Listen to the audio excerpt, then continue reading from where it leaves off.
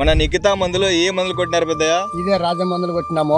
రాజమంత్రి కొట్టినాము. ఈ కొట్టినప్పటి నుండి బాగా కనపడుతుంది, బందోబస్తు అయింది తోట.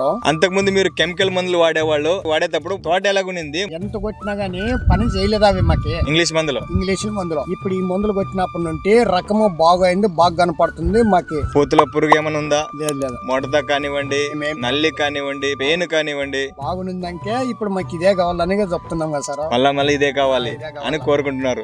మీరు సాటి రైతులకు చెప్పగలరా ఈ మందు పనిచేస్తుందని? చెప్తున్నాం కదా సార్, అందరికీ చెప్పంటే ఉన్నాము. అందరూ చాలా మంది వచ్చినారు దగ్గర దాకా. ఇట్లా వస్తారు, తోట చూస్తారు, తోట చూసిన దానిలో బాగైనట్ల ఊరికి వస్తారు కదా. ఊరికి వస్తారు.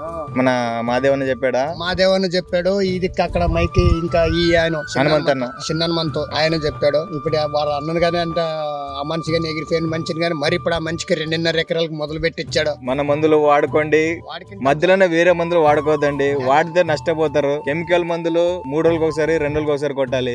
మన మందులు మీరు వారానికి ఒకేసారి కొట్టిన తర్వాత మీరు చూడండి, వారానికి తోట అనేది చేంజ్ అయిపోతుంది. మన బాబాయ్ మన నిఖితాల్సి కొట్టినాడు. ముడత కానివ్వండి, తర్వాత పూతల పురుగు కానివ్వండి, కంట్రోల్ అయింది. కాయల షైనింగ్ కూడా పెరుగుతున్నది. రకము బాగుంది. ఓకే పెద్దయ్య, ధన్యవాదాలు.